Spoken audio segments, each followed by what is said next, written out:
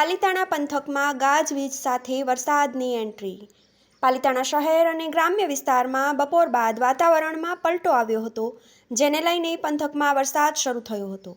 ભારે પવન સાથે વરસાદ શરૂ થયો હતો, જેમાં પાલિતાણાના ગ્રામ્ય વિસ્તારોમાં સારો એવો વરસાદ નોંધાયો હતો, જેમાં શેત્રુંજી ડેમ, મોખડકા, મોટી રાજસ્થળી સહિત ગામમાં ભારે વરસાદ નોંધાયો હતો। તેમજ પાલિતાણા નજીક આવેલ જેસરના ડુંગર વિસ્તારમાં પણ વરસાદ નોંધાયો હતો અને ડુંગરના વરસાદી પાણી રોડ પર જોવા મળ્યા હતા।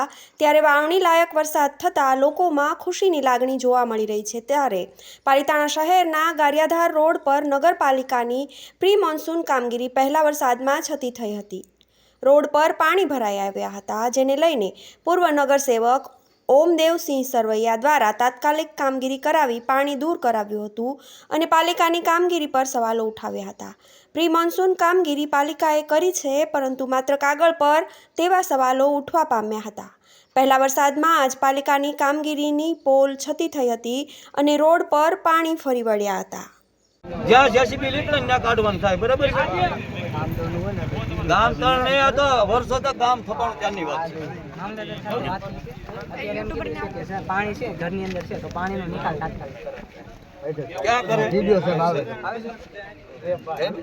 તમે મારી હારે આવો ખારામાં, જ્યાં વેન પડતું હોય ને, વેન હોય આના બધા મારી વાડી ઉપર વેન હોય, જ્યાં વેન પડતું હોય ત્યાં પાણી કાઢો, ખારામાં લઈ જાઓ, ખારામાં લઈ જાઓ, ગામ જેટલું થપાણું ને તેનું પાણી છે ને